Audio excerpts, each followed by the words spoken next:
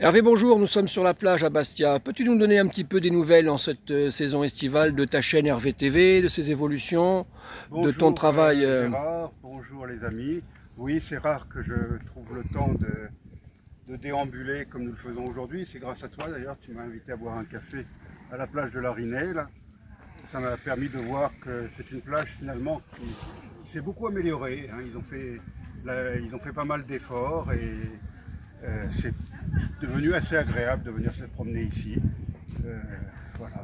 Bon, Hervé TV, c'est une chaîne que j'ai créée un peu par hasard il y a pas mal d'années, ça fait quoi 5-6 ans maintenant, je me souviens plus exactement. J'ai fait ça en dilettante au départ, et puis petit à petit je me suis de plus en plus investi.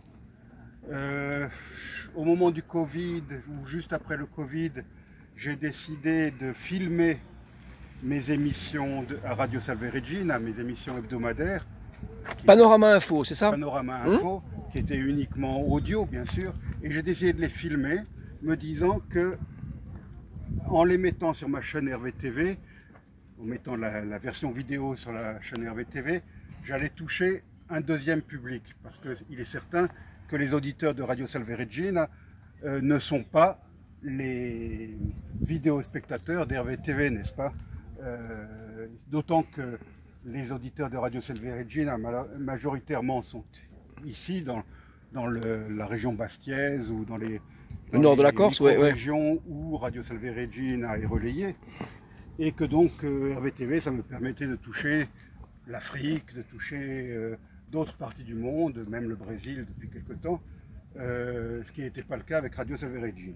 C'est pour ça que j'ai fait ça, donc ça fait maintenant, c'est une discipline auquel je me suis tenu depuis 3-4 ans. Je filme mes émissions Panorama Info afin qu'elles aient un plus grand impact. Et c'est vrai qu'il y a certains sujets qui marchent bien. Alors cela a fait que j'ai de plus en plus d'abonnés. J'ai dépassé il y a quelques semaines le cap des 2000 abonnés. L'audience de la chaîne donc est bonne?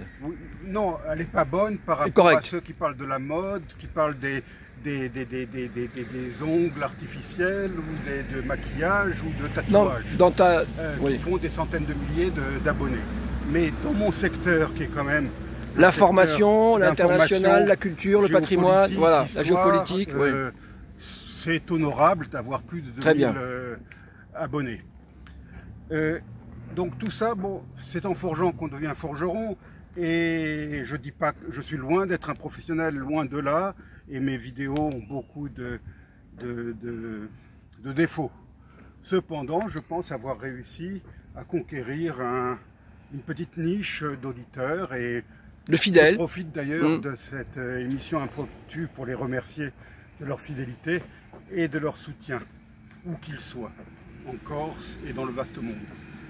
Maintenant, ça n'a pas été sans problème. Hervé TV est diffusé sur YouTube, qui est donc une société internationale. Je ne reviendrai pas sur comment dirais-je, l'historique de YouTube, ça ne m'intéresse pas. Mais en tout cas, je n'ai pas trouvé de médias locaux, voire européens, qui me permettent d'avoir la même audience que YouTube, donc je suis allé sur YouTube. C'était un peu le hasard. Et c'est vrai que j'ai eu beaucoup de difficultés avec mes vidéos sur YouTube. Dernièrement, j'ai eu un avertissement, un warning, comme ils disent en anglo-américain, parce que j'ai enfreint les règles de la communauté, community rules. C'est-à-dire?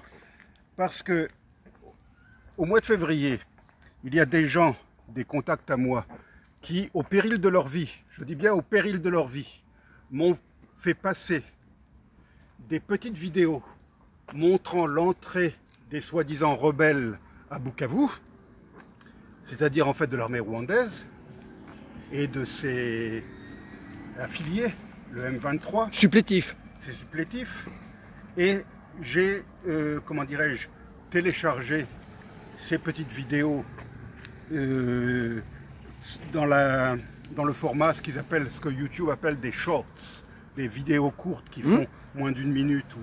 Tu as fait un travail d'information, Hervé. J'ai fait ça pour dénoncer ce qui était en train de se passer dans la région des Grands Lacs, à savoir la conquête par le Rwanda, par des supplétifs du Rwanda, de vastes territoires, et en particulier de Bukavu, une ville où j'ai vécu et que j'aime beaucoup, et donc j'ai tenu à faire ça. Bien, figurez-vous que YouTube m'a donné un warning. Oui, tu l'as dit.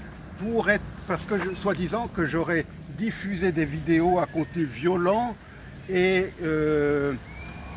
faisant la propagande pour des groupes terroristes. Armés, oui. Alors que c'est tout le contraire. C'est l'inverse, oui. C'est tout le contraire. J'ai filmé, j'ai diffusé des très courtes vidéos montrant l'entrée des rebelles à Bukavu et les premières prises de parole de ces rebelles à Bukavu pour pouvoir dénoncer leurs actions. Et on me reproche l'inverse. Je comprends. On me reproche l'inverse. Je suis outré. Autre chose aussi, comme tu le sais Gérard, puisque nous travaillons ensemble sur le sujet, j'ai beaucoup fait de vidéos sur les Amérindiens, oui. Les Enaoné-Naoué et sur nos activités en faveur des enfants et des écoliers Enaoné-Naoué. Dans le cadre, au départ, tir personnel, puis dans le cadre de notre association Corsica Amazonie. Donc quand on filme, et j'ai séjourné, comme tu le sais, en janvier, dans leur village, quand on fait des vidéos sur place, immanquablement, on ne peut pas faire autrement, il y a nécessairement des personnages qui apparaissent qui ne correspondent pas aux standards vestimentaires de notre Occident bien pensant. Qu'est-ce que je veux dire par là? Des femmes ou des jeunes filles au sein nu. Oui. Des jeunes enfants qui ne portant pas de shorts ou de vêtements. Ouais. Bon, eh bien, plusieurs de mes vidéos ont été supprimées ou sanctionnées, tout simplement parce que... Et encore, je suis très prudent, je fais très attention, je ne mets pas n'importe quoi. Les vidéos les plus... Comment dirais-je? Il y a le plus de nudité, oui. Le plus de nudité, je ne les ai jamais diffusées. Mais il suffit qu'il y ait un sein qui apparaisse en arrière-plan ou un enfant nu de 5 ans ou 6 ans en arrière-plan pour qu'aussitôt j'ai un... Est-ce qu'on ne retrouve pas ici, Hervé, je te coupe un tout petit peu, est-ce qu'on ne retrouve pas un peu ici les obsessions anglo-saxonnes, puritaines sur la violence et la nudité? Tout à fait. Alors que le monde lui-même et cette culture et la culture même globale les valorisent en fait. Et ils font la promotion où ils, comment dirais-je, ils se font les avocats d'une morale qui n'est pas une morale universelle. Non plus, oui, c'est vrai. Hier, j'étais à Figadio, là. La petite plage bastiaise que tu connais bien. J'ai vu des femmes qui portaient des strings. Bon. J'ai été choqué qu'on fasse ça à Bastia. Oui, dans ton point de vue. Qu'ils fassent ça sur une plage lointaine, pourquoi pas. Mais des femmes sur une plage familiale. Sur une plage familiale à Bastia, j'ai été choqué. C'est un point de vue. Voilà. Bon, c'est mon point de vue. Oui, c'est un point de vue. Certains de nos vidéospectateurs ne le partageront peut-être pas. Mais que une fille Enaoné-Naoué vienne en classe les seins nus ou la poitrine. Alors que c'est son usage, oui. C'est normal, c'est normal. Ils ont des peintures corporelles qui font fonction de vêtements, je dirais, ou de mode. C'est une pratique culturelle. Donc voilà, c'est ça. Qui n'est pas dans la norme occidentale. Tu dis occidentale. Nord-américaine. Nord-américaine. Et encore nord-américaine, c'est faire insulte à nos amis canadiens. Ou mexicains, c'est vrai. États-uniennes, disons. États-uniennes. Donc voilà, alors je me pose des questions. Est-ce que je vais continuer avec Hervé TV sur YouTube? J'en suis pas sûr du tout au moment où je vous parle. Ça me pose question parce que j'ai pas du tout envie de perdre tous les contenus. Je ne sais pas comment faire dans ces cas-là. Mais je me pose la question de savoir si je vais continuer ou pas dans cette direction. Voilà. Hervé, tu as posé... Et je finirai en disant une chose, Gérard. C'est que l'une des vidéos montrant l'entrée des gens du M23 à Bukavu a même été supprimée. Et ils l'ont supprimée il n'y a pas longtemps, il y a un mois de ça. Alors qu'elle était en ligne depuis février. ils l'ont carrément supprimé. On ne peut plus la voir. J'encourage mes vidéospectateurs à... Parce que moi je me concentre surtout sur les vraies vidéos, les vidéos un peu longues. Mais allez voir les shorts et allez voir les vidéos qui n'ont pas encore été interdites, montrant l'entrée du M23 à Bukavu. Et dites-moi dans vos commentaires si je fais l'apologie de la violence ou du terrorisme. Dites-le moi, mettez-le en commentaire. Bon, je pense qu'avoir au contraire, j'ai été un des seuls à l'époque à dénoncer l'entrée du M23 et des Rwandais à Bukavu. Tu as dénoncé donc cette attaque. Est-ce que pour élargir sur ce sujet du conflit, est-ce que tu te satisfais du cessez-le-feu actuel entre le Congo et le Rwanda sur ce sujet? C'est un marché de dupes, absolument pas. Voilà. Et d'ailleurs, je m'en satisferais et je n'hésiterai pas à recommander Trump pour le prix Nobel de la paix s'il avait eu des conséquences, à savoir l'évacuation de Bukavu et de Goma, la libération de tous ces territoires. Là, je m'en satisferais. Mais ce traité a été signé pour l'instant. Un cessez-le-feu, Hervé. Il y a eu un traité qui a été signé à Washington, dans la Maison Blanche, au département d'État, par la ministre des Affaires étrangères de la RDC et le ministre des Affaires étrangères du Rwanda. Oui.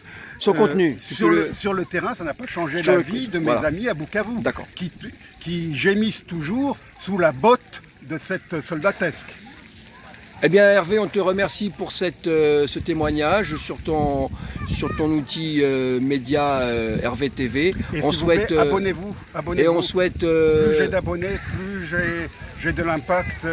Comment on appelle ça, j'aime pas ces expressions toutes faites, faire le buzz et tout ça, voilà. Mais c'est comme ça que ça marche dans ce monde médiatique. On souhaite longue vie donc à ton outil d'information et de culture et d'analyse. Merci à tous. Gérard. De rien du tout. J'ai fait Allez, à bientôt. J'ai fait mon travail là-dessus. Allez, bisous.